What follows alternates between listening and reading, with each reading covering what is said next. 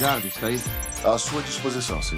Sejam muito bem-vindos ao nosso segundo episódio. Um projeto que começou agora, tá uma criança, mas promete muito, viu? Primeiro episódio, a gente teve Thiago Fernandes, a gente falou sobre o futuro da rentabilidade e agora no segundo episódio a gente complementa falando sobre reforma tributária. Eu trouxe aqui um amigo, cliente, um irmão, parceiraço, o cara que é o 38ão da advocacia, porque pense num homem difícil de ganhar no argumento.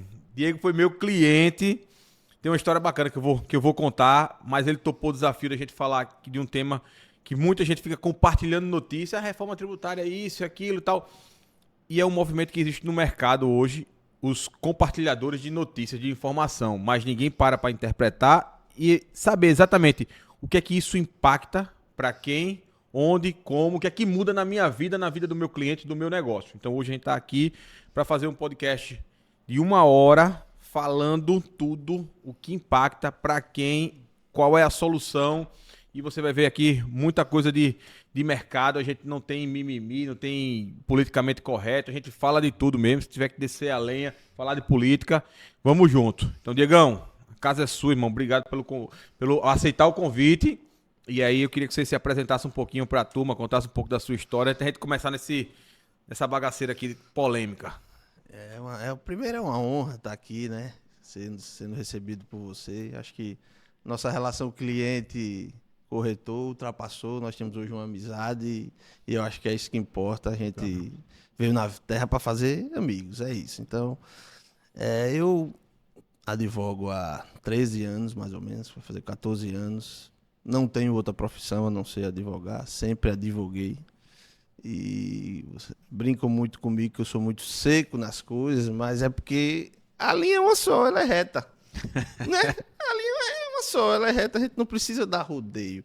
E para quem faz a coisa certa é mais fácil. Você dá rodeio quando você quer fazer coisa errada. E eu sempre vou na linha reta, porque eu acho que o caminho é esse. O futuro vai dizer se eu fiz certo ou errado, mas a linha é reta. Tenho minhas convicções, sou muito forte nas minhas convicções, mas é minha personalidade. Então, assim, fiz uma pós-graduação de Direito Eleitoral, sou pós-graduado em Direito Eleitoral, outra em Administração Pública, e o Direito Imobiliário me chamou muita atenção ultimamente. Sou pós-graduando em Direito Imobiliário. Por mexer com Administração Pública, advogado da Administração Pública, acabo sendo um tributarista de nascença. Sempre gostei de tributário, sempre acompanhei a matéria tributária. É uma matéria que quase ninguém gosta, quase nenhum advogado gosta, mas eu gosto. Tudo quando você faz o que gosta, fica mais fácil. Quando você faz o que não gosta, faz a pulso, você faz errado. E aí é interessante o que você falou, né? Nessas notícias, a gente vai abordar algumas aqui, a gente vê de tudo na internet. E hoje aqui a gente vai desmistificar algumas coisas. Eu vi algumas situações, só para começar, que eu não sei se é digital influencer, eu não sou muito desse meio, mas o cara lá falou e o cara disse, rapaz, a Receita Federal vai notificar, você que tem 20 e poucos anos e mora com seus pais, você vai ser notificado. Eu parei, olhei, eu disse, cara, olha a desinformação que esse cara tá trazendo. Foi Thiago Negro, não foi? Foi Thiago Negro. Que é que você olha o nível que você tem. Então você tem, para você falar alguma coisa, você tem que pelo menos ter uma base, você tem que ter muito cuidado, principalmente quando você joga isso na internet. Então imagine quantos filhos que moram na casa dos pais não se preocupou, ou quantos pais não se preocuparam que tem um filho que mora em casa. Então eu achei de uma responsabilidade muito grande. Teve que colocar uma nota, pessoal, falei besteira e tal. Não é, pô. A gente tem que analisar. A Receita realmente fechou o cerco e a gente vai Mas é porque todo mundo tá buscando a velocidade da informação, pô. É quem dá primeiro, quem busca o engajamento, não sei o quê. E aí daqui que você vem explicar, já viralizou, o algoritmo já pegou e tal, entendeu? É uma opção, né? Mas assim, a gente tem que ter muito cuidado no conteúdo que a gente consome. Todos os serviços que a gente presta a alguém, a gente tem que ter muito cuidado, a gente tem que ter muita responsabilidade. E aí até uma passagem, quando eu estava iniciando a advocacia, um colega advogado virou para mim e fez: Diego, você montou escritório há pouco tempo, né? Acho que tinha uns 2, 3 anos. E tem um cara ali, eu não me lembro nem se era daqui, se era fora, que ensina como gerir, como montar um escritório e tal. E aí eu disse, pô, que legal, né? Qual é o escritório dele? Olha o meu senso crítico na época, né? Qual é o escritório dele? Pô, deve ser legal, pelo menos eu vou aprender alguma coisa. Não, ele não tem escritório, ele nunca montou um escritório. Eu disse, Que cranca esse cabo quer me ensinar? aí eu disse, peraí, então o cara, você quer que eu vá assistir uma palestra de um cara, um curso, eu não me lembro se era curso ou palestra, de um cara que vai me ensinar a fazer algo que ele nunca fez. E aí a gente tem que ter cuidado realmente com a internet, com o conteúdo que a gente consome, porque existem profissionais assim, que estão vendendo conteúdo de algo que nunca fizeram. Ah, ele pode até ter estudado aquilo ali na teoria, mas na prática, às vezes a coisa é completamente diferente. Então uma coisa é você ter um serviço prestado por alguém, outra coisa é você ver uma pessoa ensinando algo que nunca fez. Então, assim, é uma premissa minha. Eu admiro muito a carreira, de todas as carreiras, mas de profissionais que eu vejo que passaram pela carreira, que tiveram um êxito fazendo o que dizem que fizeram. E aí a gente consegue ver você sabe vender imóveis. Quem é que discute aqui o seu modo de vender imóvel? Você pode dar curso, palestrar sobre vender imóvel. Você pode discutir aqui a venda de um carro? Não. Você entende de imóveis. É igual a mim. Eu entendo de parte do direito. Eu não advogo na área criminal, não advogo na trabalhista. Eu não faço tudo. Meu nicho é muito restrito e eu pretendo sempre ser assim, fazer o que eu sei fazer. O que eu não sei fazer, tem um colega que faz e aí não é demérito nenhum indicar o colega que vai fazer, sim, claro. E por aí vai. Eu acho que é assim que a vida funciona. Minha cabeça funciona dessa forma. E é interessante que esse livro agora já está lançado, né? A Arte de Vender Imóveis para Investidor. A gente lançou agora no último dia 9 de outubro. E eu fiz uma pré-venda. Peguei alguns exemplares, a editora mandou e a gente fez uma pré-venda. E interessante que teve uma corretora aqui de uma imobiliária e tal, começando agora na corretagem, e ela falou, vou não comprar esse livro não, tem muita coisa óbvia. Ela falou isso, né? Olha só, começando agora e tal, falou que tem muita coisa óbvia. Aí ontem eu recebi um áudio de um cara que tem uma das maiores imobiliárias do Rio Grande do Norte, e ele manda um áudio no meu Instagram. Irmão, que conteúdo foda, bicho. Cara, parece uma conversa com o leitor e tal. E coisas que parecia óbvia, mas foi mostrada de uma coisa que eu não tinha nem imaginado, pô. Como a gente agir em determinados ciclos e tal. Olha só como é a capacidade do ser humano. Uma pessoa que não tem resultado, não se permite aprender com quem já chegou lá, de modelar, e o outro cara que já tá num resultado foda, para e diz, porra, eu não tinha visto isso aqui e tal, como tá na minha frente. Aí você pergunta, por que um tem resultado e o outro não tem? O mercado é o mesmo, as pessoas são as mesmas oportunidades, as mesmas construtoras, é o mesmo produto, mas tem um fator muito decisivo, que é você. Atitude individual. Entendeu? É o ser humano, irmão. Ser humano. Eu acho que é por aí.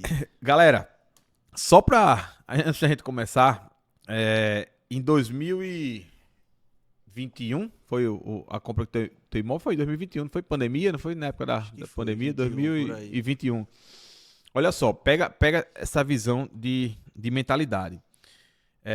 Eu fui fazer um atendimento em um imóvel para uma corretora aqui do escritório.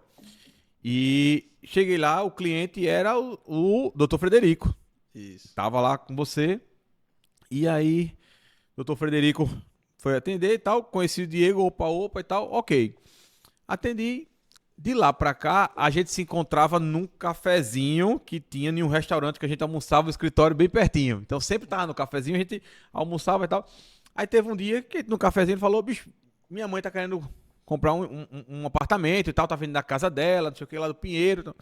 Beleza. A gente perdeu a casa lá na época. A gente rodou, encontramos o imóvel. Se o Diego é um cliente difícil, vocês precisam ver a mãe. Assim, a genética é forte. A genética é forte. Rodou, que a gente rodou atrás de um imóvel para caber uma mesa. Até eu já tava que não aguentava mais. Acabou que foi suado e a gente conseguiu fechar um imóvel da Moura do B, um Evolution. E aí a Moura do B fez uma ação na época e tava sorteando um carro. E aí, no sorteio do carro, eu recebi um cupom, né? Teve corretores lá na hora colocando 18, 15 cupons lá. E eu recebi um cupom, preenchi e tal, e ganhei um carro, um T-Cross. Na época, R$ 110 mil. Pense numa venda suada que foi. Eu disse que Deus tava dizendo assim: eu vou premiar você por seu esforço. E aí recebi o carro, eu saí da Moura do B, ele me liga. Rapaz, meu irmão tava querendo comprar um T-Cross. Quanto é esse carro? Aí ele olhou, 110, eu pago 100 no Pix agora. Eu digo, é seu. Já fez na hora o Pix, vendi o apartamento e o carro. E de lá pra cá é só história, já fez vários negócios juntos. Só que é um cara que tem um senso crítico absurdo e é muito difícil vender pra você. Porque você faz muita conta, você analisa mercado futuro, você analisa cenário de mercado financeiro, você analisa cenário político, você é um cara que viveu dentro da política, advogou na política, então o cenário político é muito forte. E aí, meu amigo, quando a gente começa a entrar no cenário político, a gente entra em paranoia, porque daqui a pouco, irmão, a gente vai estar discutindo, o 3i Atlanta, que é a nave espacial que tá vindo pra Terra, porque, meu irmão, do jeito que tá, meu irmão, a gente não tem previsão nenhuma política. É porque, assim, claro, cada pessoa ela tem as suas balizas para formar a sua convicção. E uma das que eu utilizo realmente é a política, porque a política no nosso país ela dita o mercado. Sem entrar no mérito de político A, político B, mas a gente viu aí até mais jurídico que o político hoje, né? Porque tá quase a mesma coisa, infelizmente. Sou da área, mas infelizmente tá quase a mesma coisa. Eu vi recente que o Flávio Dino deu uma decisão lá que derrubou tantos milhões na bolsa, sei lá. Então, uma decisão judicial, pô, derrubou milhões. Então, uma política de governo como essa daí, um desgoverno, e aí eu deixo para quem quiser discutir se é governo ou desgoverno, né? Mas essa política que tá aí, ela tá levando o país para um caminho que, se você é investidor, aí, como você disse, para vender para mim, eu penso em tudo. Uma coisa é eu comprar o imóvel para morar. Sim. Outra coisa é eu comprar um imóvel para investir, seja a curto prazo ou a médio ou a longo prazo. Outra é comprar um imóvel só investir mais no sentido de rentabilizar. Então, assim, a gente tem uma aba muito grande no mercado hoje para que a gente escolha o que comprar, o que é que eu vou comprar, o que é que eu vou rentabilizar. Então, é essa conta quando eu falo com você, que às vezes eu digo, o metro quadrado que você defende, não, mas tá, vai subir, eu digo, mas Lauro, eu já estou comprando a X, e como é que esse X vai chegar a 2X num curto espaço de tempo? Na minha cabeça não ia. Então, assim, às vezes eu tô certo, não, posso estar errado, mas assim, para mim não dá. Você vê que a conta não fecha. Esse ano eu comprei 2 imóveis, né, um com você, e aí eu disse, não, essa conta fecha. E eu me lembro que você me ofereceu outro, que eu não me lembro. E aí eu fui fazer a mesma conta, eu digo, e você disse, não, pô, esse dá. Eu digo, esse não dá, esse aí eu já vou passar, era um imóvel até mais barato, mas eu vou passar porque para mim a conta não fecha, a conta não dá. E assim, com a reforma tributária, que é o que a gente vai discutir, isso vai complicar um pouquinho mais. Então, o que a gente vai discutir aqui é qual o tamanho do problema que esse governo está criando com essa reforma tributária. Vai valer a pena? Não vai? Vamos tratar aqui das coisas que realmente importam. O cara que tem 25 anos e mora na casa dos pais vai ter que justificar porque mora lá. Então, é isso que a gente vai ter que discutir aqui e mostrar que não é assim, né? No episódio passado, eu falei pro Thiago que o cliente, ele pouco importa para ele o seu produto, pouco importa a sua empresa, o seu histórico, quem é você. O que importa para ele é o que o seu produto faz para ele. Qual é o benefício e o resultado que aquele produto traz para ele. Ele quer saber sobre a vida dele. Então, pra gente começar assim... Especificando mais ainda, o bolso dele. O bolso dele, entendeu? É o que, principalmente tratando de investidor aqui. A gente tá falando sobre imóvel de moradia, porque o cara não vai ter 4 imóveis para morar. Né? Então, assim, o governo fechou o cerco. Hoje, quem é o maior prejudicado? O que é que impacta? Como é que você poderia definir essa reforma tributária? Veio para simplificar, veio para atrapalhar, veio para prejudicar, veio para alimentar essa sanha de arrecadar mais do governo? O que é essa reforma? Vamos lá. Essa reforma que foi aprovada e está sendo regulamentada, né? Porque a gente só tem uma primeira regulamentação com a lei complementar. Está sendo discutida outra agora, e outras medidas que vão fazer um complemento e é um conglomerado maior, até porque o nosso sistema tributário é complexo. E aí a gente imaginava, uma coisa é o que o governo dizia que era. Esse governo dizia o seguinte: essa reforma tributária ela vai simplificar tudo. E aí doce ilusão de Narrativa da de porra. quem acreditou nisso, né? De que a gente vai ter a unificação de impostos e isso vai simplificar. Só que não simplificou. Você unificou os impostos, aumentou a alíquota, enrijeceu os mecanismos de controle, criou um mecanismo que o governo vai ter eu vi ontem, antes de ontem, sei lá, uma reportagem, não sei se é verdade, a gente hoje em dia tem que desconfiar de tudo, de que o sistema novo que está sendo criado pela Receita Federal, o que foi iniciado é que ele é 150 vezes maior do que o PIX. Né? Uhum. Então, assim, eu fui ver o que é 150 vezes maior. Ele processa 150 vezes mais e a quantidade de informação que vai acoplada a ele, de documentos, é 150 vezes maior do que o PIX. Então, é essa a informação que nos foi passada lá, que está lá na reportagem. Se vai ser verdade, como vai ser, a gente vai ver a partir de janeiro. Mas, claramente, essa reforma tributária não foi para diminuir carga tributária. Essa reforma tributária ela vai aumentar a carga tributária para alguns setores absurdamente, inclusive, e eu digo direcionado a você, profissional liberal, que acha que vai ter uma diminuição de carga tributária. Ilusão. Setores produtivos, que é quem faz a roda girar no nosso país, também não teve redução de carga tributária. Então, eu fico aqui, vou fazer uma pergunta. Quem teve diminuição de carga tributária? Porque o setor produtivo não teve, o setor de serviço não teve. Então, não teve. Serviço foi que foi. O serviço aqui foi atingido frontalmente. Então, dá para ver que essa reforma tributária ela teve um sentido de unificar impostos. Ela unificou 3 de um lado, 3 do outro, unificou ali. Como municipalista, advogado que trabalhou um bom tempo na administração pública, eu tenho a seguinte visão sobre o que o governo fez com isso aí. Porque quando você tem a necessidade de alteração de receita, de impostos, ou da própria carga tributária interna, nenhum ente federado quer perder. A União não quer perder, o Estado não quer perder, o município não quer perder. E o que é que eu via sempre, né, nos meus estudos enquanto municipalista, era que a gente está indo, né, o país está indo para uma economia de serviços. Então, o município ele fica com a parte ficava, né, vai ficar ainda por 2 anos, 3 anos até a implementação total, que é o ISS, Imposto sobre Serviço. Isso é o imposto municipal, a receita é municipal. E o Estado ele fica com o ICMS, que é o Imposto sobre Circulação de Mercadoria, né, e Serviço.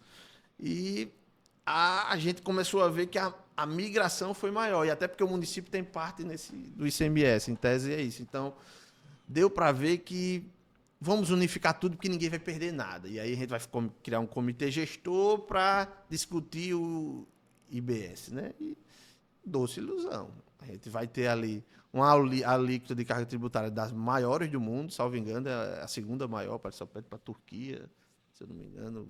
Ou é a segunda maior ou é a maior. Então a gente tem uma carga tributária recorde que eu não consigo entender ainda se essa reforma tributária vai aumentar pouco ou vai aumentar muito. A minha dúvida é só essa. Que vai aumentar, vai. Assim, não tem como você fazer essa conta toda quando você para ver a lei é complexa. Você tem a mesma complexidade das outras legislações que tinha antes nessa legislação nova. Então, a gente só troca. Vai levar um tempo bom para todo mundo até que entender. todo mundo entenda o que é e o outro até entender a recolher. Aí, como você disse antes de chegar, né? Aí, o que é que eu estava conversando com o Tiago ali, e aí ele me disse, cara, a gente vai ter que ter um setor só para calcular imposto dentro de uma construtora. Hoje é muito mais simples o cálculo de imposto no ramo imobiliário. A gente está tratando aqui de ramo imobiliário. Vai ficar, pronto, se teve um setor que ficou mais complexo, foi o setor imobiliário.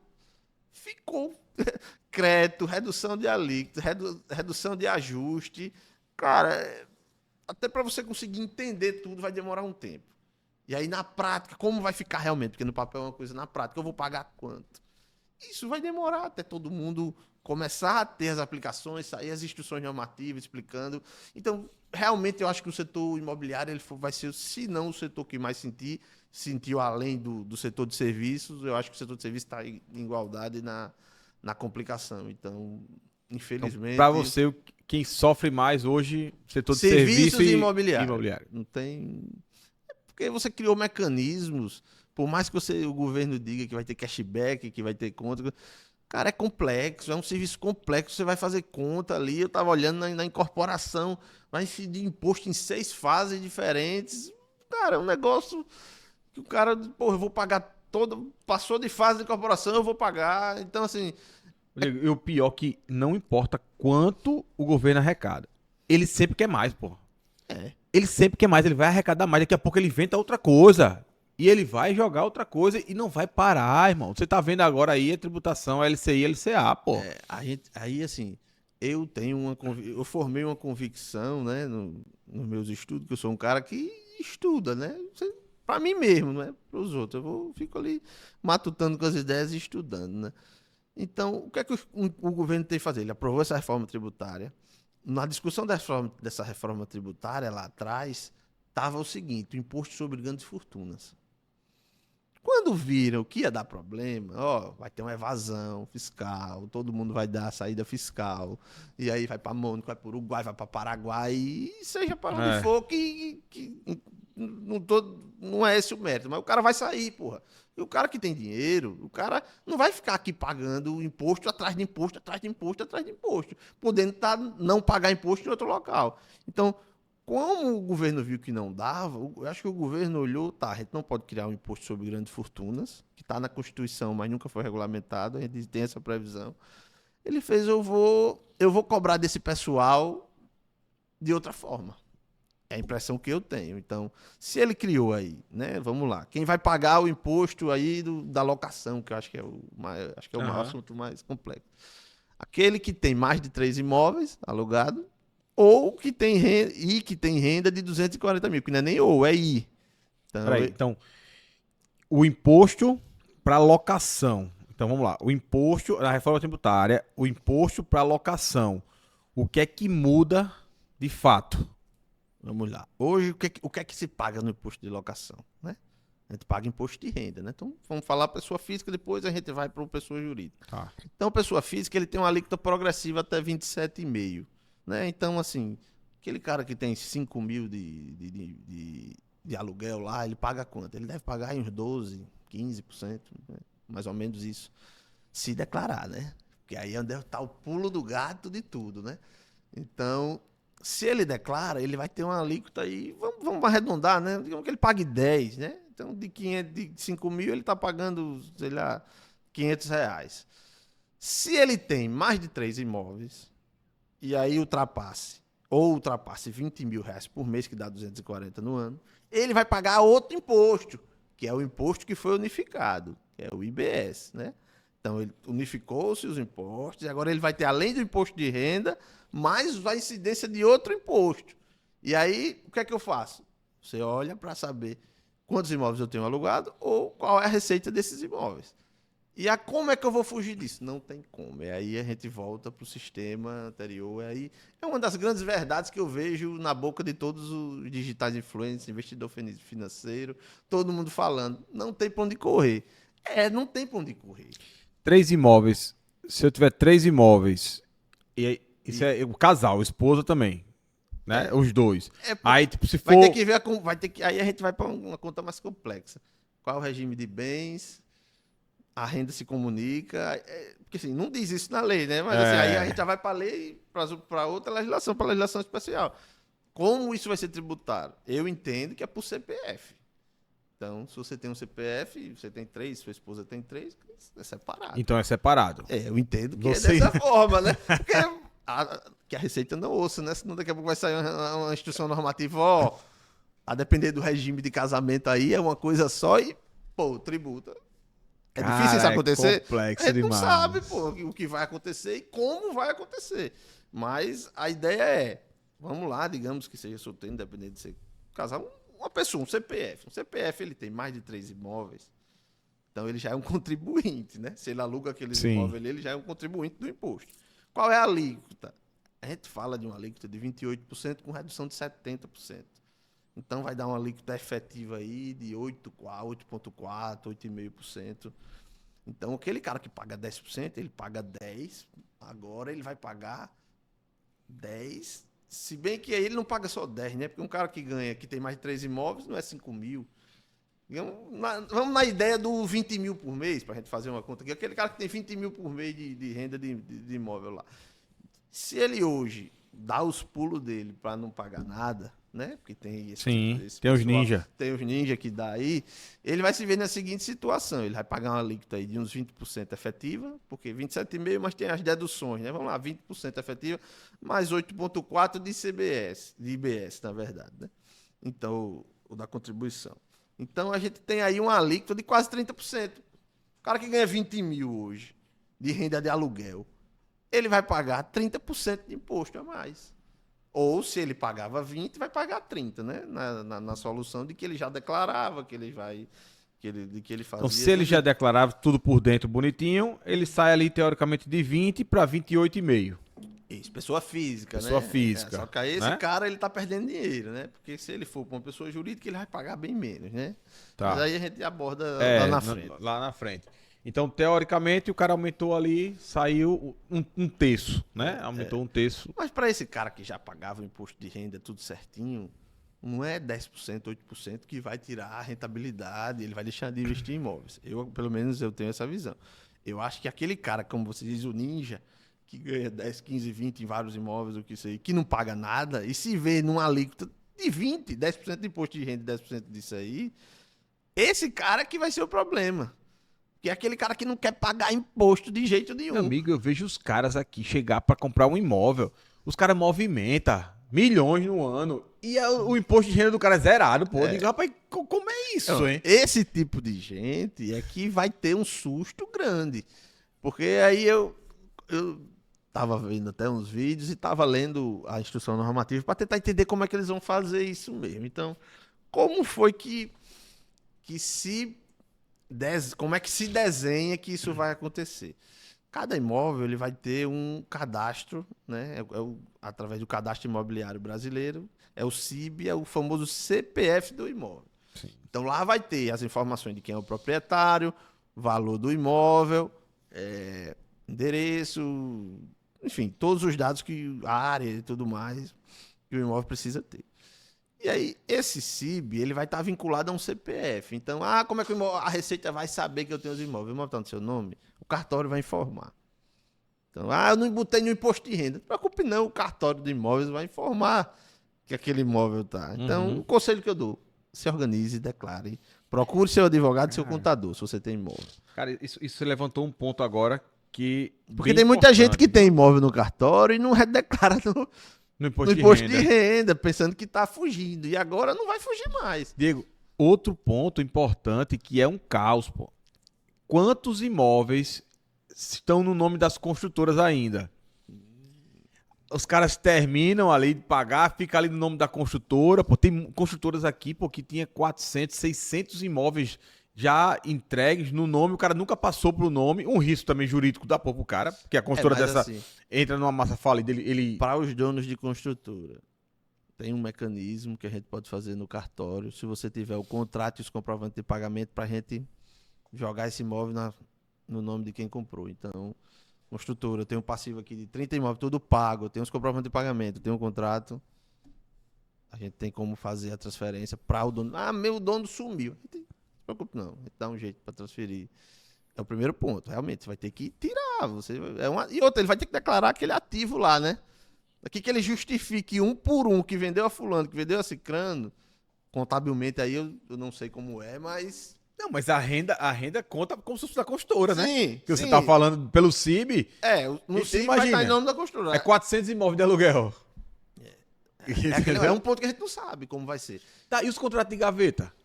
Não tem mais, né? Porque assim, como foi que Tá, vamos lá. Eu compro um imóvel seu e aí divido, sei lá, em 30 e tantos meses com você. E só vou passar no nome no final. E eu já aluguei aqui. Não, mas se você declarar, você supre, né? O problema é aquele cara que não declara, que vai se presumir que a propriedade é do então é outro. independente de cartório isso. Porque se você fizer o lançamento do imposto e declarar que o imóvel é seu, você isentou a construtora. O problema é aquele cara que não declarou nada.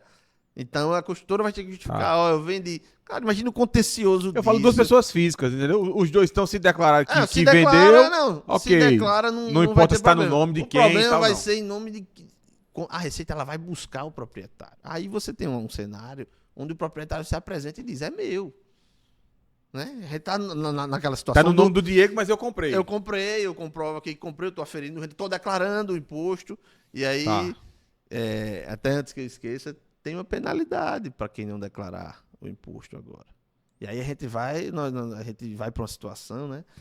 Para uma situação, eu diria que eu não quero assustar, mas vamos tratar como vai ser.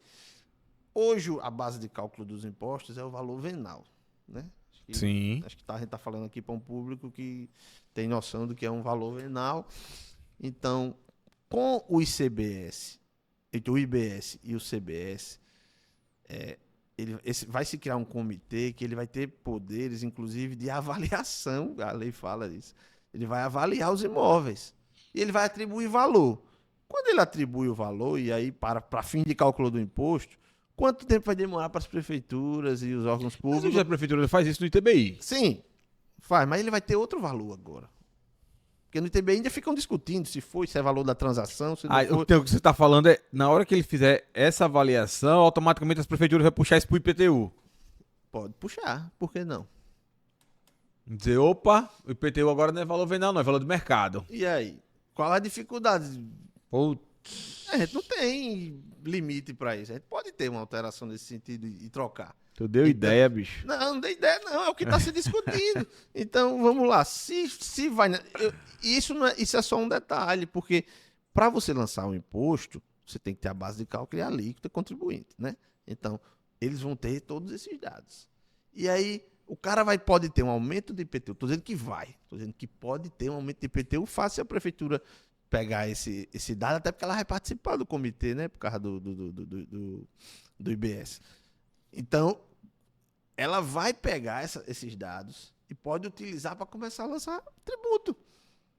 Então, ela vai confrontar no ITBI, no valor de mercado, que o cara diz da transação, que é para ser o valor da transação, mas ela pega e lança outro valor. Vai ser mais um dado que ela vai ter. Tá, e se essa avaliação tiver muito acima de mercado, como Aí é a que gente justifica? vai ter que contestar. Do mesmo jeito que a gente contesta o ITBI. A gente vai caber. Mas é uma contestação Não, é complexo, assim, não é bom para o contribuinte, mas vai acontecer. E aí o que acontece? Vamos além. Digamos que o imóvel lá, que tem valor venal de 300 mil, 400, eu não sei como está a proporção, e o valor do mercado, aqui acho que em Maceió de 300, 400 é 1 milhão, mais ou menos. Acho que dá mais ou menos isso, não dá? E aí aquele cara que não pagou o imposto, é o que a gente estava discutindo, que não lançou, que não declarou o imposto do aluguel, qual é a lei? Aí a Receita vai presumir que o imóvel vale 1 milhão, vai jogar 10% como se o aluguel fosse 10% do valor do imóvel, e podendo chegar ainda a 75% de multa e juros para o locador.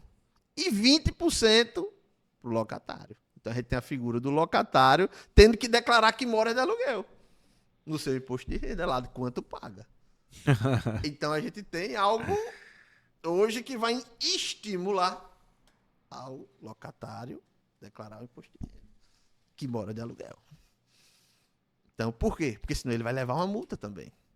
E aí, 10% em cima de um valor real é diferente do valor venal, né? Então, um imóvel de 100 mil, um imóvel de 1 milhão, 100 mil é o valor do aluguel. Aí ele vai lançar multa e juros, vai lançar o imposto, que é do locador, mais a multa em cima desse valor para o locatário e para o locador. Tá bom? Tá bom ou quer mais? Então, é essa situação que a gente realmente, muita gente está falando, e é verdade, a gente tem que prestar atenção nisso. Pessoal, não se organizem, tem 90 dias aí até isso entrar em vigor, esse cadastro realmente funcionar. Não recomendo pagar para ver. Quem vive disso, se organiza um pouquinho E mais. os caras estão com muito tesão em cobrar, irmão, em arrecadar. Assim, E eu acho que assim, qual vai ser o recado que vão querer dar? Vamos pegar várias. Não sei se a Receita vai ter braço para isso tudo, né? Mas como é tudo virtual, tudo é sistema, pode ser que a tecnologia vai ajudar muito nisso e a gente vai chegar a uma possibilidade de realmente estão dizendo que a plataforma faz tudo. Até lança o imposto, pega, calcula tudo, pau.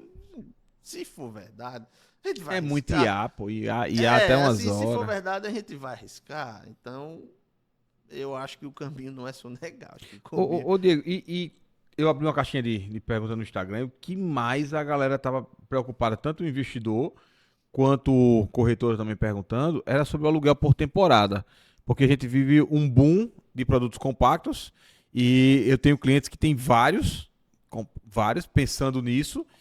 E aí eu queria entender o que é que muda, velho, na temporada. Porque eu acho que essa foi que Eu veio acho que pesado, o maior receio de quem tem o aluguel por temporada é porque ele não declara.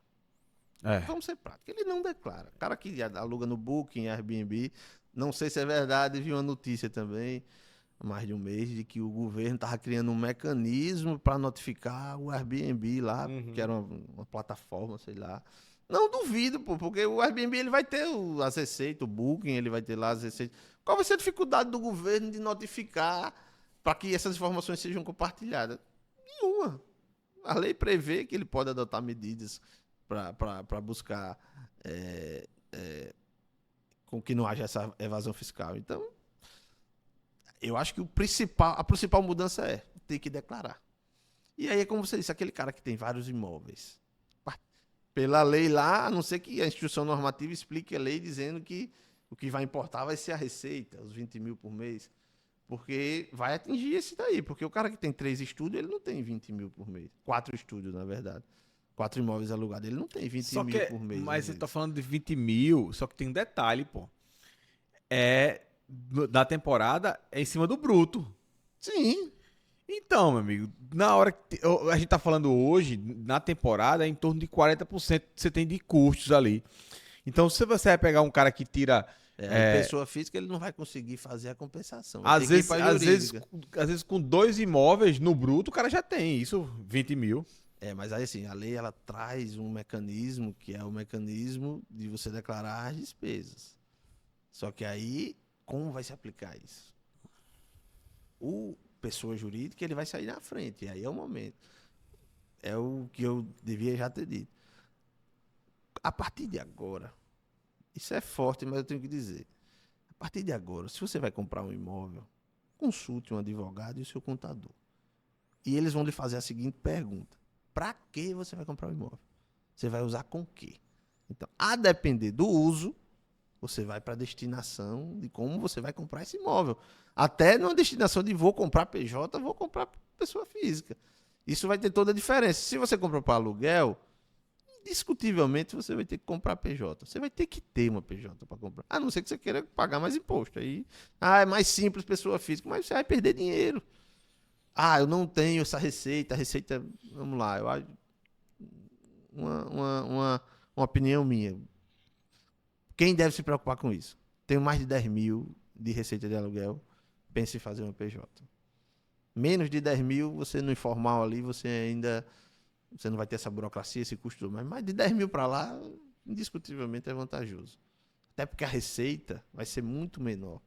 A receita, o imposto, a carga tributária em cima da operação com uma PJ vai ser melhor, porque ela vai abater as despesas.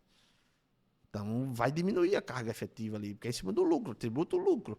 Então, você tem a vantagem de, ao adquirir o imóvel, você gerar créditos, porque a pessoa jurídica ela vai gerar créditos.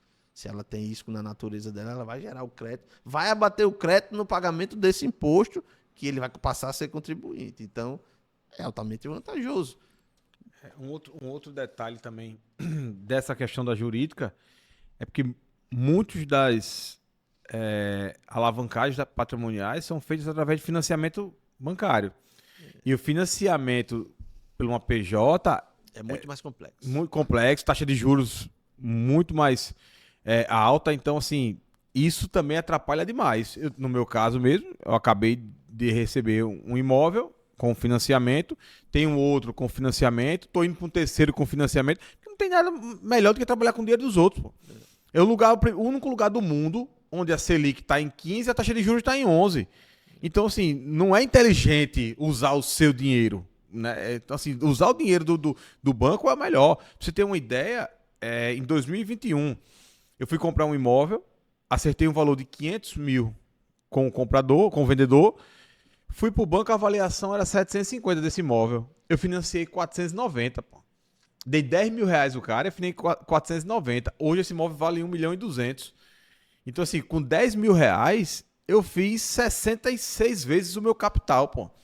Então, assim, é surreal. E esse é um imóvel hoje que eu moro e que eu ia pagar o aluguel de toda forma em um outro lugar. Então, minha parcela fica 5 e pouco, que é mais barato ainda que um aluguel em média que está no prédio. Esse tipo de operação, é o que eu disse, é o que eu acabei de dizer. Se você vai comprar um imóvel, para que você vai comprar um imóvel?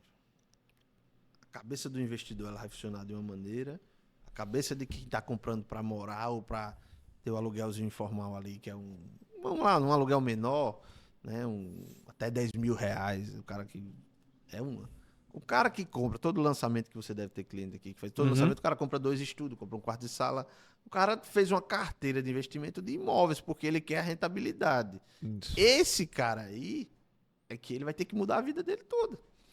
Se tá tudo na PF, ele vai ter que alterar para PJ.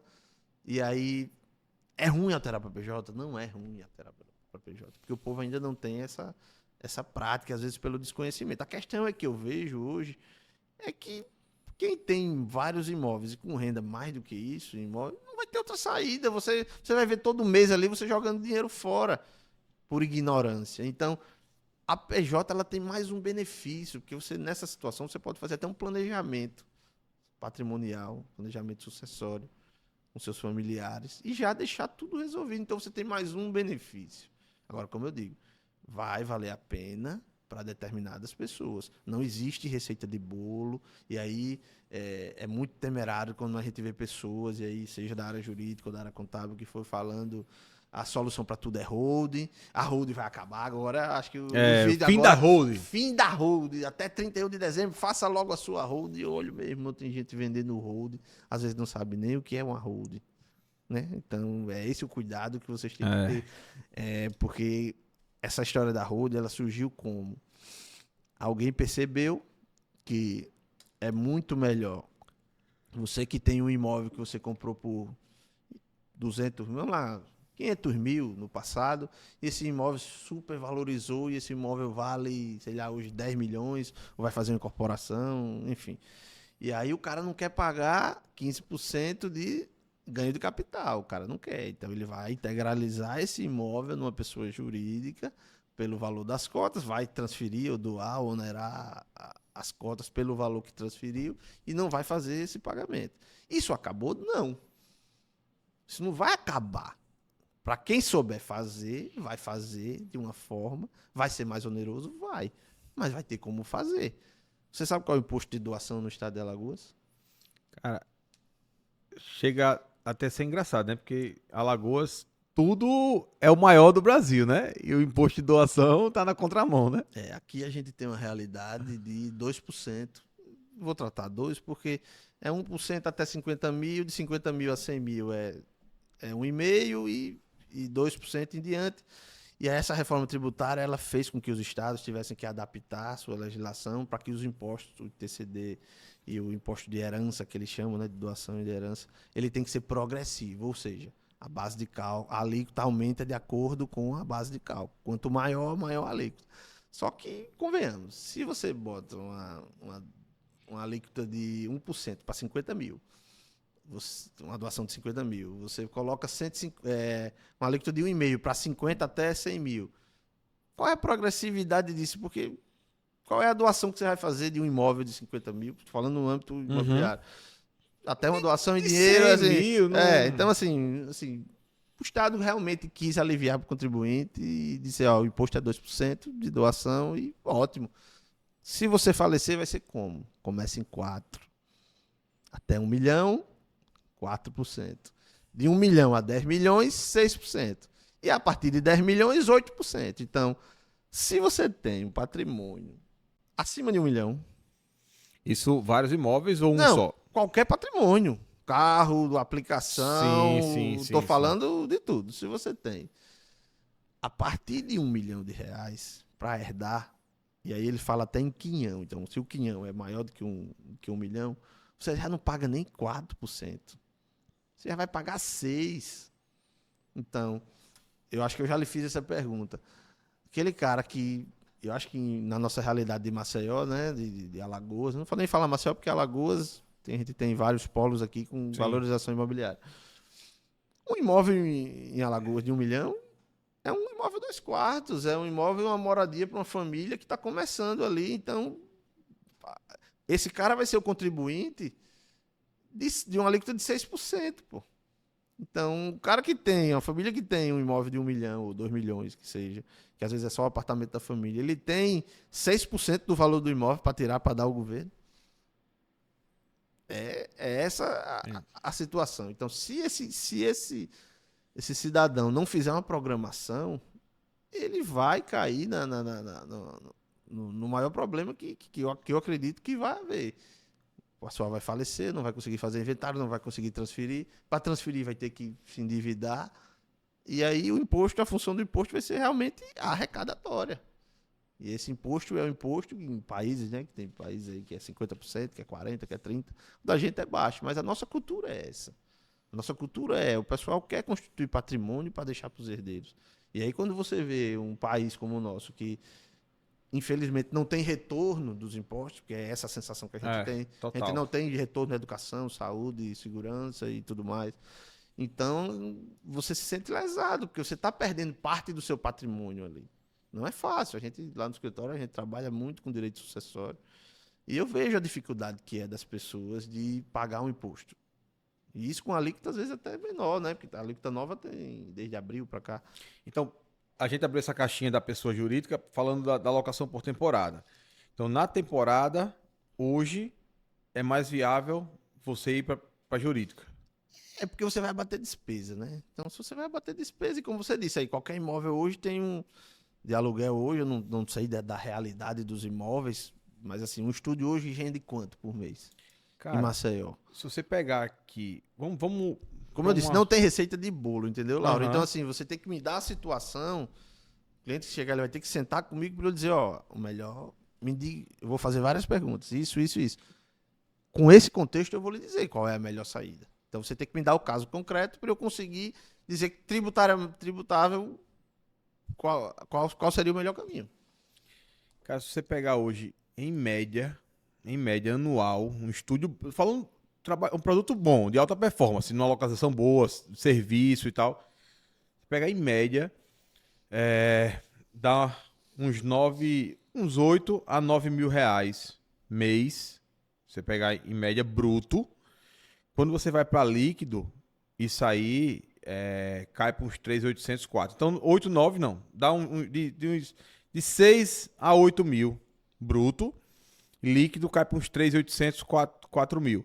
Porque eu estou falando aí de aproximadamente de 40% a 45% de despesas. Pô.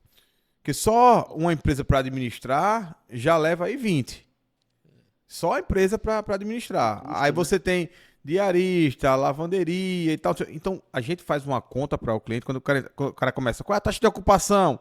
Vamos lá, uma taxa de ocupação 70%. Ah, qual é o valor de diária? Aí, então, vamos sempre botar R$300, 21 dias, 6 mil e poucos reais. O cara, porra, rentabilidade massa. Eu digo, mas vamos fazer a conta agora, 40% a menos de despesa. 6 vezes 4, 24. Pronto, você vai tirar 2.500 conto dos 6, você vai para 3.500. Então, essa é a realidade. Aí o cara tá comprando um imóvel, que foi o podcast passado, o cara tá comprando por 700 mil um estúdio, tá comprando um estúdio por 650. E o cara diz, porra, não tá fechando essa conta. Não tá fazendo sentido. Tá fazendo sentido. O cara que comprou por 300, 400 e pouquinho, fez sentido, né? Então, o cara da locação... Se ele comprou PF, aí é que não vai fazer conta mesmo. Então, assim, vai comprar um imóvel, primeiro defina qual vai ser a utilidade. Diego, o que você tá me dizendo aqui reforça o que eu falei no episódio anterior, que a partir de 2026, o cliente não consegue mais quer dizer, não consegue não, não deve mais comprar um imóvel sem a ajuda de profissionais como advogado Contador. e contador. E isso vai fazer com que o mercado imobiliário, os corretores, haja uma seleção natural. Porque vai ter muito neguinho que fala que vende para investidor, que não vai ter a mínima capacidade de orientar o cara na hora da compra, pô. Isso aqui é muito complexo, pô. E quem já comprou vai se ver numa realidade que vai ter que se adaptar à nova tributação.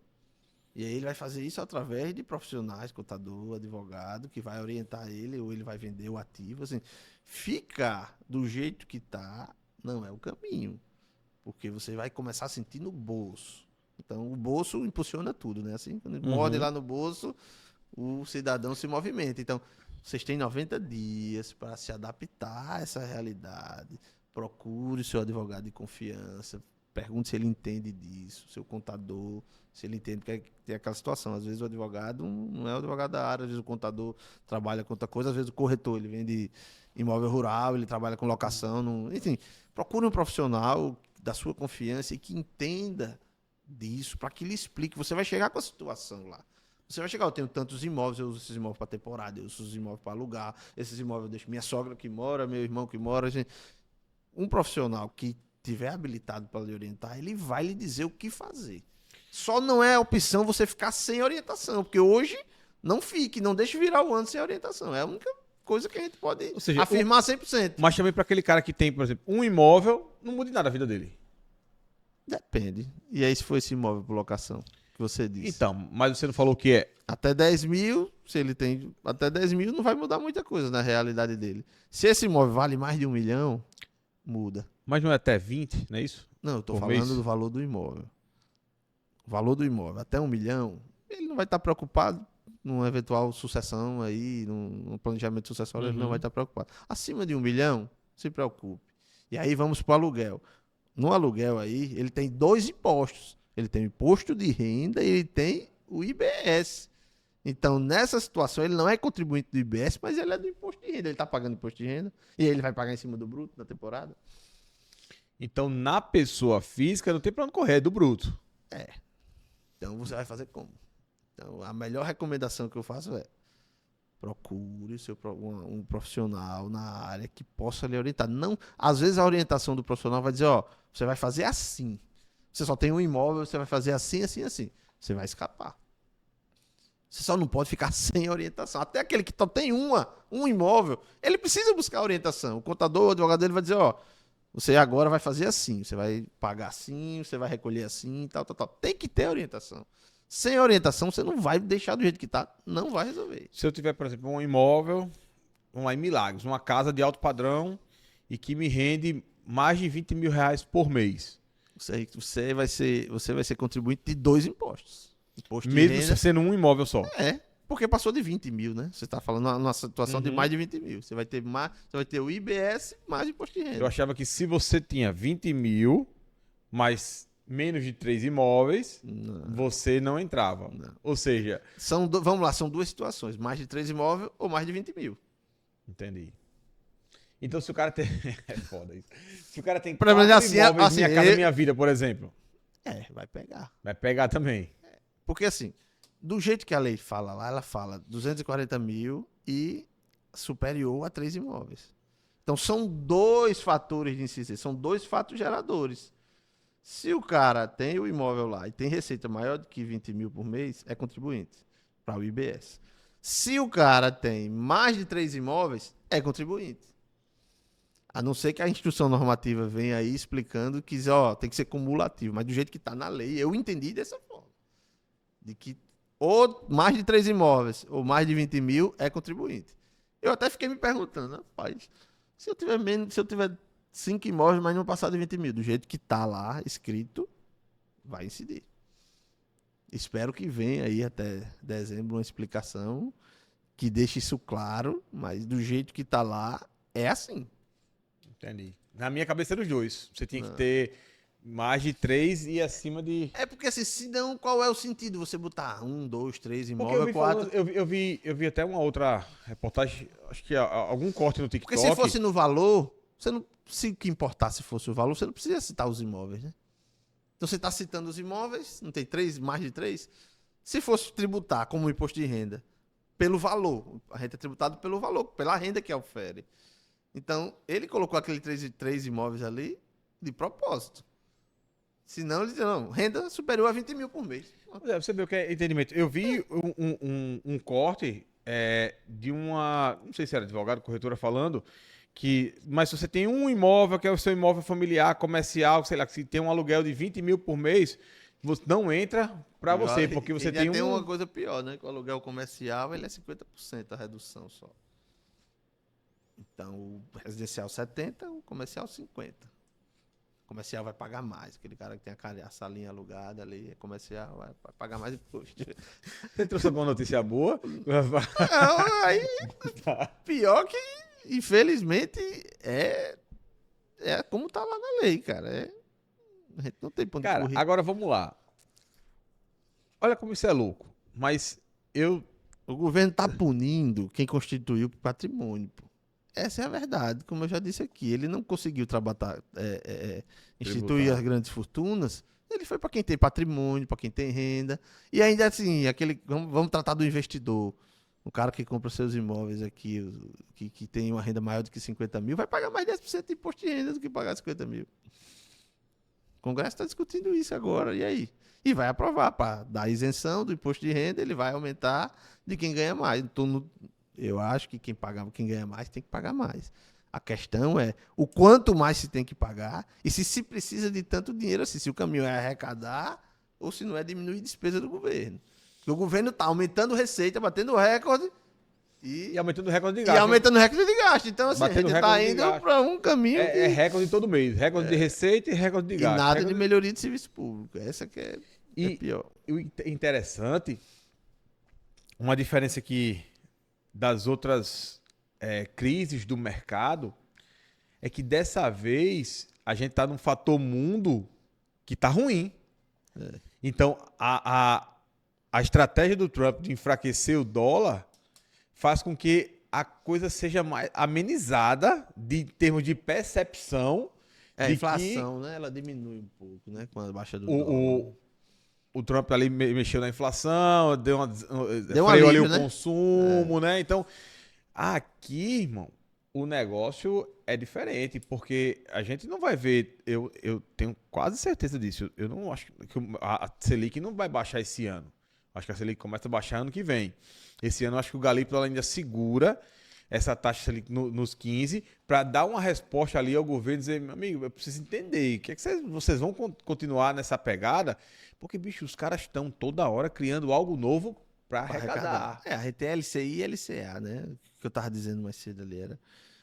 Eu enxergo, assim, 3 setores muito fortes, 3 vetores econômicos, né, no nosso país, que é o automotivo, o imobiliário, construção civil, no modo geral, né? E o setor de investimentos, né? A gente tem um setor de investimentos, né? E o agro, né? Um investimento com agro. Então, quando você vê o governo taxando LCI e LCA, para onde vai? Como disse, o governo ele está dando injeções ou puxando a corda simultaneamente em várias frentes. Então, quando você taxa um LCI, como é que vai ficar o crédito? Porque a Caixa já disse aí que o FGTS não tem mais força, né? Tá assim, né? A Caixa disse que o FGTS não tem mais força. Eu vi uma notícia hoje de que mexeram na poupança, na modalidade do sistema de habitação. Na poupança que já não funcionava, porque eu acho que não valia nem a pena aquilo ali. Na verdade, né? eles vão suspender Para reformular, uma né? linha de crédito que é atrelada à poupança e que hoje está batendo ali 10,29, 10,30 ali a taxa de juros, para voltar com ela em dezembro ali a 12 e pouquinho. Só que antigamente sempre foi taxa de juros mais TR, né? Isso. Então o financiamento sempre foi isso, que hoje bate na casa dos 11. Aí a Caixa liberou essa linha de crédito atrelada da poupança, que dava 10,5 ali. Dava uma diferençazinha na parcela, mas dava. Aí essa aqui a Caixa está suspendendo e vai manter a outra que sempre foi de mercado, né? Mais TR. Assim, que que, pelo que eu entendo, é financiado pelo FGTS, boa parte. Então, a Caixa, eu vi, disse que a Caixa está dizendo, ó, não tem mais tanto recurso. A gente precisa discutir forma de financiamento. Aí a Caixa diz que tem que discutir forma de financiamento. Uma das formas é as próprias letras de crédito imobiliário. E aí o governo já vem taxando as letras de crédito imobiliário que vai ajudar o setor a reagir. É um negócio assim que a gente fica sem entender a lógica desse governo de fazer as coisas. Aí você vê, no momento desse de incerteza, pô, por mais louco que seja em termos de reforma tributária, pensando no imobiliário, o imobiliário cresce. Porque além de a gente ter uma demanda imobiliária gigantesca, eu estava até vendo na Data Story que a demanda imobiliária hoje no Brasil, para os próximos 24 meses, está mais de 12 milhões. A entrega anual hoje está em torno de 1 milhão. Então a gente está menos de 10%, está atendendo menos de 10% da demanda, fora o déficit imobiliário que já existe, que é gigantesco. E você sabe que o quanto os investidores acreditam que o mercado imobiliário é o que segura momentos de incerteza. Você mesmo é um cara que deixa de seu dinheiro em imóvel. Então o mercado imobiliário ele cresce muito na expectativa, tanto de crise quanto de alta. Mas o cara, o investidor que ele vai pro imóvel, ele tá pensando o quê? Que a moeda tá perdendo valor.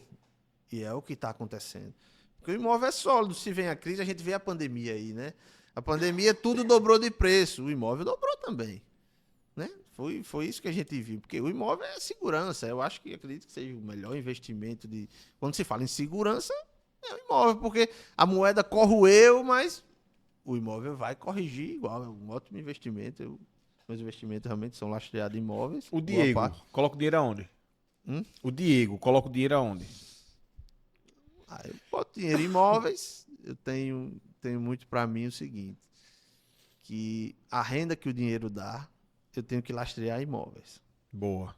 Então, dinheiro da renda eu lastreio no imóvel, parcela de imóveis. É isso que a gente tem que fazer. Hoje eu tô com medo porque a gente tá vendo a nossa moeda, né? A gente tá com uma possibilidade aí de desvalorização de moeda. O dólar tá descendo, então isso é passageiro. A gente pode ter uma crise aí e o real ir lá para baixo. Se isso acontecer, o meu dinheiro perdeu o valor, mas eu segurei no imóvel. Então hoje eu tô vendo muito o mercado americano de ações. Hoje é onde meus olhos, além de imóveis, meus olhos estão brilhando por dólar e mercado americano. É isso que eu estou vendo hoje. Porque eu não consigo mais ter a mentalidade de que é seguro ter tudo no Brasil. Acho que não é.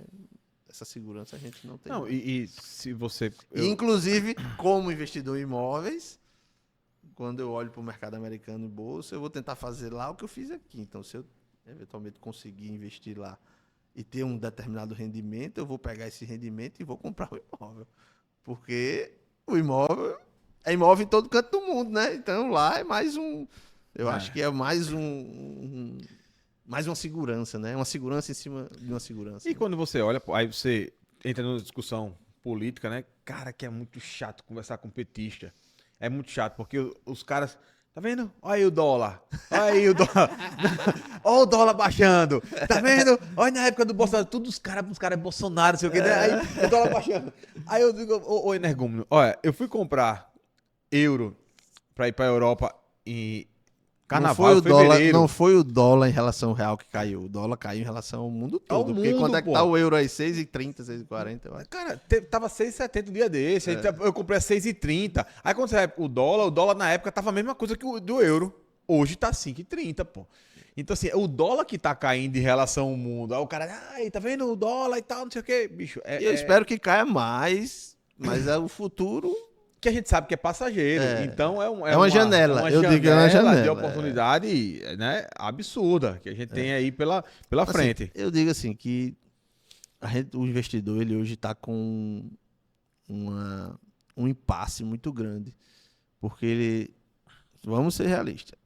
A gente toma decisão, eu mesmo tomo decisão de onde investir, como investir, observando a política do país. Então, se der direita, a cabeça é uma, se der esquerda, a cabeça é outra. Eu sei o que mais ou menos acontece com o governo de esquerda. Seja ele qual for, Lula, Dilma e por aí vai. O governo de esquerda ele vai gastar, ele tem um cartão de crédito ilimitado e ele não está preocupado, não.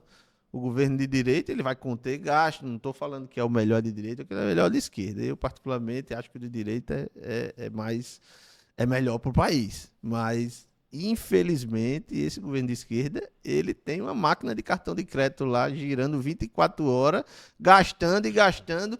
E aí eu pergunto, a gente está a um ano da eleição, vamos matar 2025, a gente tem 26, se o PT ganhar, mais 4. A gente vai aguentar pagar essa conta por 5 anos, é essa conta que eu faço. E aí o que é que acontece? Quando você imprime dinheiro, você Aí, gera inflação, total. desvalorização cambial. É essa quando eu falo em Estados Unidos. Se der PT, a gente sabe que essa questão do dólar é momentânea. A gente vai imprimir mais dinheiro, vai gerar mais inflação e a moeda vai corroer mais. Então é por isso Aí que... é onde você segura preço no imóvel. No imóvel. No imóvel e fora o dinheiro, né? Não tem pra onde correr. Se der PT, a gente sabe que o Lastro, quem não tem a capacidade de botar dinheiro fora, e saber porque tu acha que é fácil, é? Mas vamos botar dinheiro fora. Meu amigo, os caras não têm esse nível de informação, não. Então, assim, a gente tá falando de pessoas de um país que ainda tem 50 e tantos milhões de pessoas que colocam dinheiro na poupança, pô. Então eu tô falando de um país sem 100 informação. milhões de Bolsa Família, né, porra? 100 milhões. Metade da população tá no Bolsa Família, né? Que não tem renda. Então essa galera que tá ainda no mercado ali girando, o cara vai buscar o imóvel, não tem pra onde correr. Só que vai chegar um momento que o mercado vai ter que se regular em termos de preço. Porque do jeito que tá, o aluguel não comporta. Porque o cara o investidor, ele vai colocar esse valor no aluguel, pô. Mas assim, se você for pra conta do cara com o meu pensamento, o aluguel ele é só um complemento. Hoje, eu acho que uma das principais coisas, um dos principais fatores que você coloca na balança para o investidor que vai comprar um imóvel é a segurança de você não perder o dinheiro, da moeda não corromper o seu dinheiro. Se você não perder, você já ganhou. Não era assim antes, né? Mas hoje já é. Hoje é o fator, acho que é o fator mais relevante, porque assim, eu tô ganhando menos aqui no aluguel, né? Porque eu vou comprar o imóvel, não vou deixar ele parado, eu vou deixar ele alugado ali.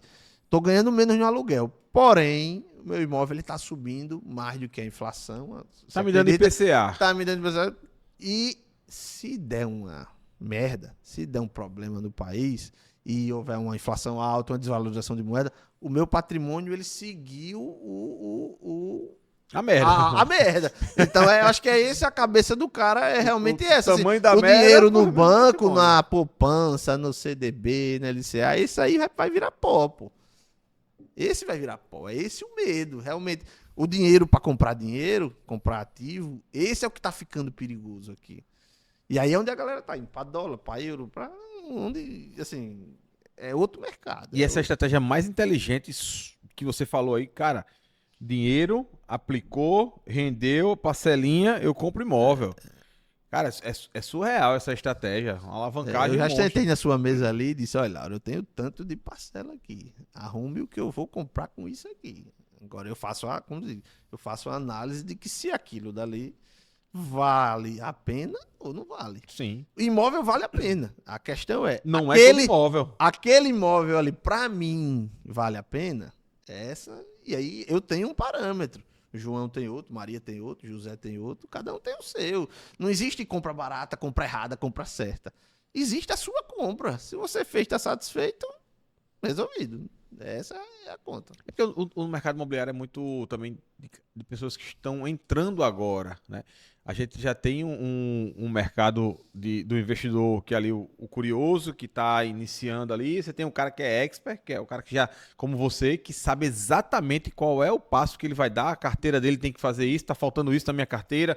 Eu tenho tanto, eu só consigo chegar se for no valor de tanto e tal. O cara tem todos os números. Esse cara não tem como você discutir com ele. Já tem a estratégia dele, irmão. Você não vai convencer. Não existe estratégia certa ou errada. Existe é a sua estratégia. É a dele. Né? Tem aquele cara que olha pra mim e diz: não, você já tem muito imóvel, você tá fazendo o quê? Isso é maluco? Não. E aí? E aquele outro diz: não, imóvel não vale a pena. Pô, se pra você funciona, mas eu tenho pra mim que a estratégia maior é ter um pouquinho em cada coisa. Né? E se tiver de ter muito em alguma coisa, é imóveis. Então, porque o imóvel nunca é demais. O imóvel, ele nunca é demais, assim. Cara, Por mais que o governo venha, ferre a gente, taxe pra tudo aí e tal. Mas é imóvel, pô, é patrimônio ali. E a mente do brasileiro é patrimonialista, né? A gente tem uma cultura patrimonialista. Então, a gente vai ter nunca nadar contra a maré, Não, né? e outra, a gente tem aí um movimento de quem, das pessoas com alta renda, de usar de serviços, né? Então, se você vai usar serviço, você vai serviço de alguém, pô. Se todo mundo for usar e ninguém for ter, vai ser como? Ninguém vai comprar o imóvel, a construtora vai ficar com o imóvel e vai alugar, vai ser igual os caras, as montadoras estão fazendo de carro aí, que viu que era vantajoso alugar o carro por mês durante tanto tempo, do que alguém vai ter que ser proprietário disso daí. Então é um nicho de mercado. Você não tem como todo mundo. Eu vejo, a gente vê muito, principalmente nos grandes centros lá, aquele cara que não quer ter despesa mais de imóvel, ele quer alugar aquilo ali, é o rendimento de tanto é que surgiu Housey, surgiu quantas e quantas empresas que lhe vendem moradia. Ela não está lhe vendendo aluguel, ela está lhe vendendo moradia, toda Moradia por assinatura, por né? assinatura. Então, assim, alguém vai ter que ser dono do imóvel e é o investidor ali por trás só do essa investidor. semana eu vi no Brasil 3 empreendimentos que foram lançados não para venda, mas para locação. A construtora vai construir e vai locar. Ela não quer vender um apartamento. Então é um nicho que você falou aí, é uma janela de mercado aí muito forte que vem para os próximos anos, porque a gente sabe o quanto a compra não vai caber no bolso, a classe média perdeu o poder de compra, tá muito difícil. O cara comprava antigamente um imóvel de 1 milhão, era um rei, porra. Hoje em dia um imóvel de 1 milhão é um quarto de sala. Então, assim, mudou Às muito. vezes aqui em Maceió tem quarto de sala que com 1 milhão você não compra. Que não compra, porra. Mudou muito a cabeça. Não, e o cara que ganhava 25 mil antes era um semideus, pô. Hoje, 25 mil, ele não consegue pagar as contas. Então, É isso mesmo. o cara, assim, numa janela tão pequena de 4, 5 anos, que foi o intervalo Mudou ali de tudo. pandemia, mudou Mudou tudo. tudo, é verdade. Mudou tudo. E essa readaptação ali. E a gente que tá empreendendo, pô. Como é que a gente vai enfrentar desafios de Selic 15%, mercado faltando mão de obra, aí você tem um mercado prostituído. Bicho, é loucura, Não, aí velho. você é taxado de um lado, você vai investir LCI taxado de É outro. roubado de tudo que é De jeito, tudo pô. que é jeito, assim. E aí você vê, assim, o que roda o mercado imobiliário muito hoje é o juro, é a Caixa com aquele juro subsidiado do Minha Casa Minha Vida, né?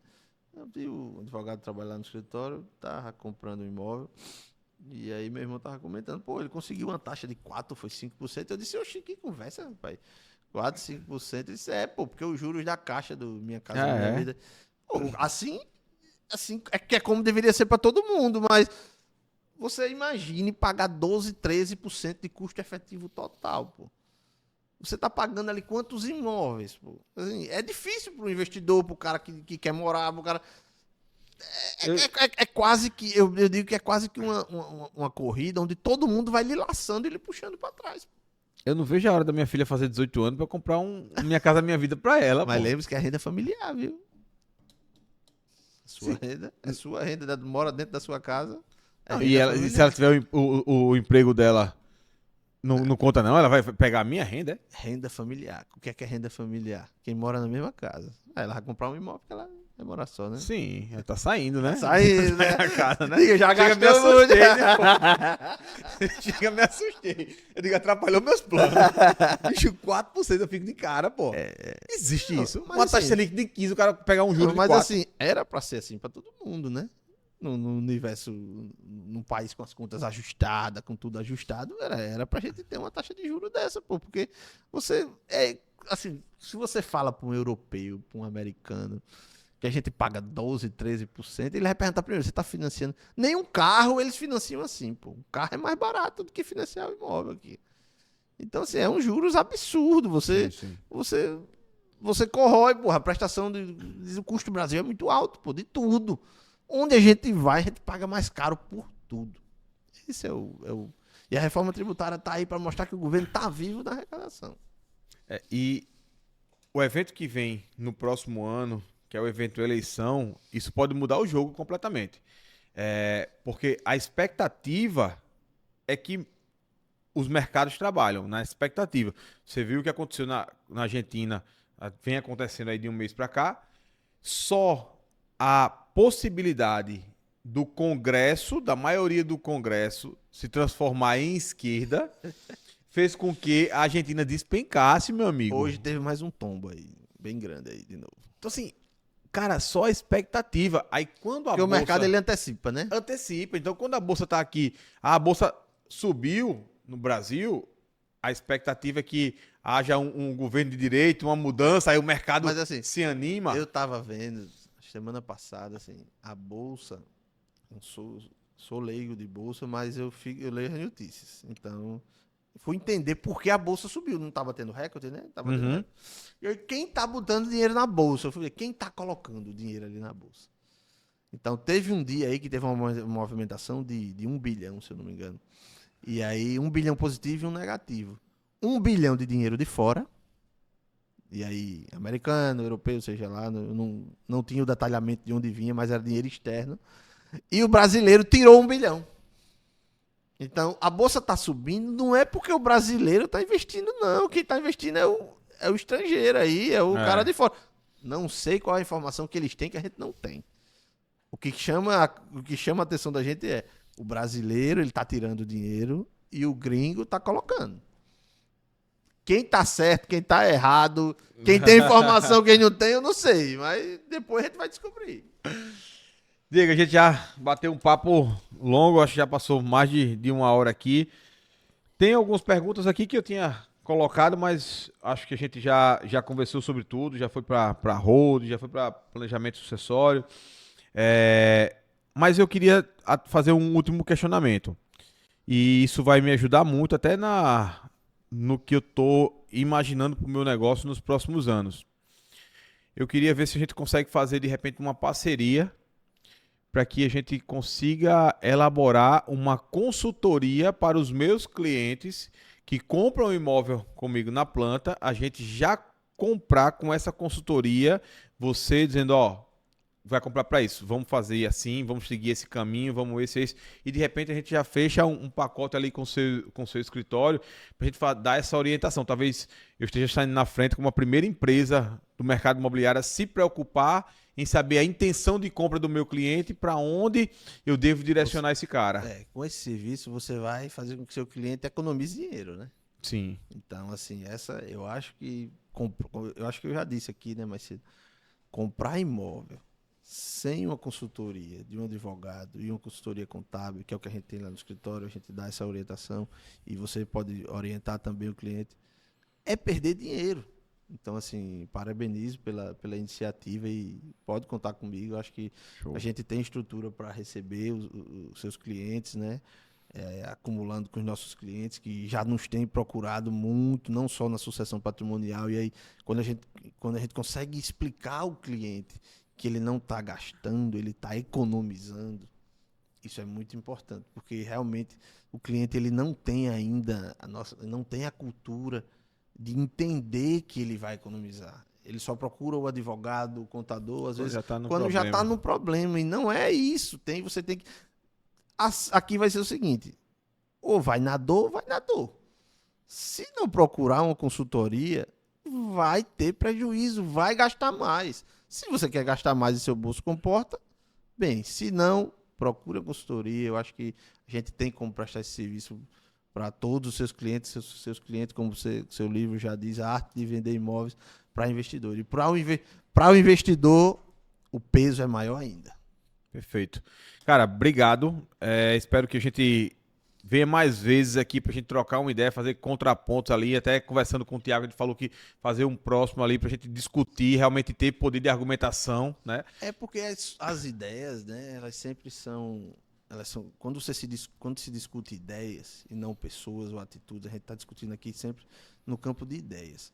A gente enriquece o nosso conhecimento, porque eu não tenho uma visão de mercado imobiliário. O que eu sei de mercado imobiliário é o que eu leio e o que você me passa. Uhum. Do mesmo jeito, na área jurídica, eu passo para você a situação essa. Então, é muito bom você ter essa troca de informação e você ter uma pessoa que pense diferente. Se todo mundo pensar igual, a gente está ferrado. Tem que pensar diferente para que você estimule aquela pessoa. Porra, é mesmo aquilo ali. Eu vou estudar sobre aquilo ali para entender. Faz sentido ou não faz. Mas dentro do campo de ideias eu acho que é muito válido. Estou à disposição para o que Fechou. precisar. Então, brigadão. Pessoal, espero ter tirado dúvidas. E também, se ficou qualquer dúvida, você vai colocar, vai me chamar no direct, vai colocar nos comentários. A gente se dispõe aqui a responder e não deixar ninguém com dúvidas. E o que vocês precisarem, pode nos procurar. Mas foi muito rico aqui. Eu consegui anotar muita coisa que não estava claro para mim e muito provavelmente até hoje para você e para muitos profissionais ainda não está claro. A gente só vai saber isso ano que vem e talvez daqui a alguns anos, né, usando. E imagina para você que comprou o imóvel, que está sem saber, um monte de informação, todo mundo querendo vender a notícia mais foda para ter os likes, para ter o engajamento, e você acaba gerando um terror. Mas o que a gente viu hoje é que existe um problema que, ao invés de simplificar, ela vai aumentar o que já tem hoje. O mercado vai ter que se acomodar a isso, mas do mesmo jeito que trouxe o problema, trouxe vários mecanismos que vai fazer com que você consiga flutuar da melhor maneira, aumentando ou diminuindo a sua rentabilidade de acordo com a sua orientação e um profissional sério que você vai ter que procurar na hora da compra para saber a sua intenção, o seu objetivo com isso. Então, te vejo no próximo episódio. Espero ter contribuído. Valeu! Jarvis, tá aí? À sua disposição, sim.